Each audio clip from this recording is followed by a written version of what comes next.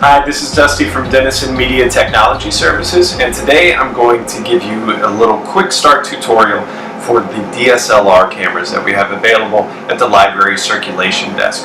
So some people may not know that we do have this great resource where the library circulation desk has Zoom handy audio recorders and camcorders and DSLR cameras and all sorts of other media technology equipment.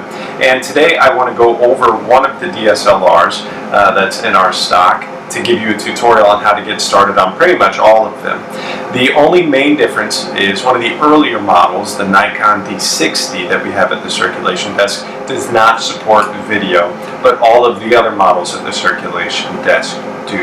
So today I'm going to give you just a couple of quick start tips on one of the D3300s here that'll be pretty synonymous to the rest of the cameras that are in circulation at the circulation desk. So first things first, if you're watching this tutorial, that means that you're probably a beginner to using a DSLR camera, which is great. So that's about as far as we're going to go. We're going to look over some settings and how to get started with taking photos and videos. So assuming you are a beginner, you'll want to make sure that you're going for as automated of an experience as possible. So we'll start first by looking at the lens itself. So you'll notice that there are two switches on the lens. You have an A and an M, and then an on and an off for VR. So you'll want to turn this to auto, so to A, and the VR on. You'll also want to switch your adjustment dial, which is a preset dial, to the green auto selection. Now, I encourage you to go through as many of these settings as you'd like to play around with and see how they work, especially on this dial. You have different things for setting different parameters for flash. You have stuff for nighttime shooting, close-ups, action shots, that sort of thing. But going with the green auto is a really good way to get started. Obviously, don't forget to take off your lens cap. The other thing to get started is you just turn the power on by sliding the switch at the top right by your shutter button, and then that will launch the screen below the viewfinder. One of the first things you'll want to do is make sure that you're shooting in a format that you actually want to have the pictures in. Some people will check these out. I've done it myself, where all of a sudden I'm shooting to what's called a RAW format, which is very, very large files. Sometimes you don't have the software that'll read them or handle them, and so it's good to take a look before you start shooting as to what settings you're on. So first thing you want to do is hit that menu button, and you'll want to scroll down to the camera icon. And under that camera icon, you could actually go up to image quality. So at the top here, you'll see what's called NEF or RAW plus a JPEG file. So what that means is it's going to actually save two copies of the same image. The first is going to be that raw image, which is very, very large, lots and lots of detail. So it's great if if you need that type of detail, but it is going to take up a lot of memory. You'll want to make sure that you have the correct software to import it and edit it. And then it'll also save a copy of the same picture in a high quality JPEG, which is a good way to go if you're going to shoot in RAW, but you also want a JPEG copy. That's a good way to go. Then you have the NEF RAW by itself, the JPEG fine, JPEG normal, JPEG basic. Basically, you're looking at more detailed images and more high quality and bigger sized images the higher up on this list that you go. A lot of folks are pretty secure with just sticking with JPEG fine if you're getting started and you're not familiar with using the RAW format. And from there, you tap once on the viewfinder, on your shutter button to autofocus. So you notice I'm not pushing all the way down. And then when I'm focused, I complete the press and it'll take a picture. So again, you hold and then click through. And that's a really great piece of function. If you were looking through the viewfinder, you would be able to see little red dots and things lining up, showing you exactly what the camera is trying to focus on.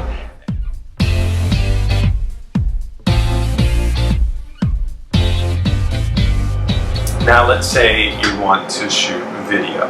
Same thing, you want to make sure that you take a look at your settings first. So you'll go back to menu, push the flash down here, and this time we're going to scroll all the way to the bottom on the camera settings and click movie settings. The first thing you'll see is frame size and frame rate. So you have a few settings for 1080p. These cameras don't shoot up to 4K. So you have a couple settings for 1080p, so 1920 by 1080, and then you have a 60p refresh rate, which basically means 60 frames per second. Then you have a 30 frame per second and a 24. 60 frames is going to be a lot of data. It's going to be very big. It's going to be really high quality. It's going to look nice, but if you're concerned about how much space you're taking up and the size of files that you're going to be working with, you may want to try either a 30 or a 24 frame option. And then there's a 720 option at 60, and then kind of a lower def 424, 640 by 424 at 30. So one of the middle 1080p options is probably going to be where most of you want to be. We'll hit menu again, we'll go back to these movie settings. And then you could go back to movie quality. So again, do you want high quality or normal quality? Before you go out and actually shoot, I would just recommend that you go and take a look at your settings and maybe test it out and see what it looks like to you before you make a decision on what quality and what frame rate and size you want to be shooting in. So when you are ready to actually go ahead and start shooting a video, you can't hit record while you're looking at just viewfinder. It won't do anything. You have to switch your viewfinding from the actual viewfinder to the digital screen. So the way you do that is you hit this button labeled LV, and now you're seeing what your lens is seeing on the digital screen. Then you can hit record. And once you hit record, you'll notice that the screen is blinking record on the top left hand side, and you'll also see an audio meter right here letting you know how loud or how soft the audio is coming into the camera. So the built-in mics on the DSLR camera aren't the greatest things in the world, but they'll definitely do, especially if you're going to be syncing it up with some other footage. But if you do have a regular headphone jack size 3.5 millimeter microphone or 1/8 inch microphone, that can be plugged into the side, and you can find those settings in your menu as well to adjust how sensitive you want the microphone feed to be.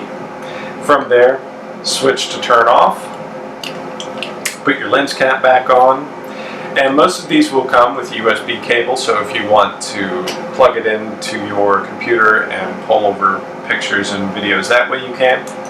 Or what most people find the easiest to do is actually open up the SD card slot here on the side, and you can pop that SD card out and put it right into your machine.